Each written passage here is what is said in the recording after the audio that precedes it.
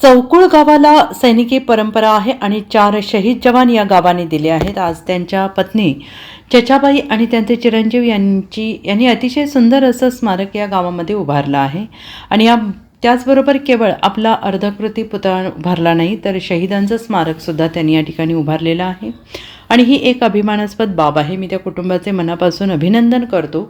शहीदांच्या स्मृतीला या ठिकाणी अभिवादन करतो। चौकुळ गावाला सैनिकी परंपरा आहे आणि 4 शहीद जवान हे ह्या गावाने दिलेले आहेत। आज त्यांच्या पत्नी सीताबाई आणि त्यांचे चिरंजीव यांनी अतिशय सुंदर असं स्मारक हे या गावामध्ये उभारलेलं आहे आणि त्याचबरोबर केवळ आपला अर्धकृती पुतळा उभारला नाही तर शहीदांचं स्मारक सुद्धा त्यांनी या ठिकाणी उभारलं। ही एक अभिमानास्पद बाब आहे। मी त्या कुटुंबाचं मनापासून अभिनंदन करतो आणि शहीदांच्या स्मृतीला या ठिकाणी अभिवादन करतो।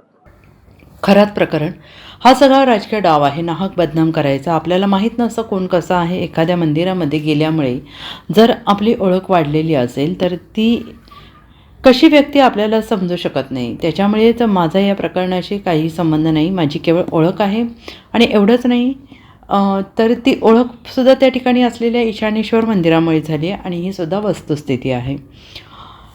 संजय राऊत यांच्या टीकेवर बोलताना ते म्हणाले आहेत की त्यांचा माझ्यावर राग आहे कारण त्यावेळेला शिवसेनेमध्ये संघर्ष झाला, त्यावेळेला माननीय एकनाथ शिंदे साहेबांची बाजू आणि त्यांच्या सहकार्याची बाजू मी महाराष्ट्रासमोर मांडली आणि त्यांच्यामुळे महाराष्ट्रामध्ये दंगली करायचा त्यांचा जो एक मनसुबा होता हा उधळला गेला आणि त्याचा राग त्यांच्या मनामध्ये आहे, हे मी समजू शकतो।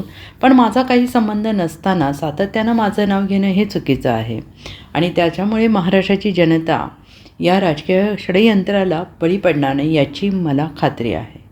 पैसे घेऊन तुमच्या विरोधात ठाकरे शिवसेना आंदोलन, मला याच्यावर काहीच बोलायचं नाही। हे सगळं जे काही चाललेलं आहे ते एक राजकीय षडयंत्र आहे आणि माझा खरात यांच्या प्रकरणाशी काडी मात्र संबंध नाही, हे मी अत्यंत स्पष्टपणे सांगत आहे।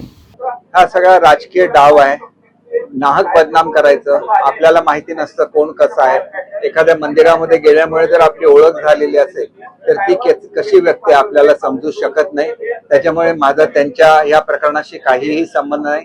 माझी केवळ ओळख आहे, एवढंच आहे आणि ती ओळख सुद्धा त्या ठिकाणी असलेल्या ईशानेश्वर मंदिरामुळे झाली, ही सुद्धा वस्तुस्थिती आहे। याच प्रकरणावर साहेब भाई आपल्यावरती संजय राऊत वारंवार टीका करताना पाहायला मिळतंय। त्यांचा माझ्यावर राग आहे कारण ज्या वेळेला शिवसेनेमध्ये संघर्ष झाला त्यावेळेला माननीय एकनाथ शिंदे साहेबांची बाजू आणि त्यांच्या सहकाऱ्यांची बाजू मी महाराष्ट्रासमोर मांडली आणि त्याच्यामुळे महाराष्ट्रामध्ये दंगली करायचा त्यांचा जो एक मनसुबा होता हा उधळला गेला आणि त्याचा राग त्यांच्या मनामध्ये आहे, मी हे समजू शकतो। पण माझा काहीही संबंध नसताना सातत्याने माझं नाव घेणं हे चुकीचं आहे। त्याच्यामुळे महाराष्ट्राची जनता ही जे राजकीय षडयंत्र आहे याला बळी पडणार नाही याची मला खात्री आहे। भाई एक काय प्रकार आहे कारण संजू परब यांनी एक आरोप केला होता की पैसे घेऊन तुमच्या विरोधात आंदोलन ठाकरे, मला याच्यावर काहीच बोलायचं नाहीये। हे सगळं जे काही चाललेलं आहे ते एक राजकीय षडयंत्र आहे आणि माझा खरातांच्या या प्रकरणाशी काडी मात्रही संबंध नाही, हे मी अत्यंत स्पष्टपणे सांगतो। Bureau report SPN Marathi, Sindhudurg.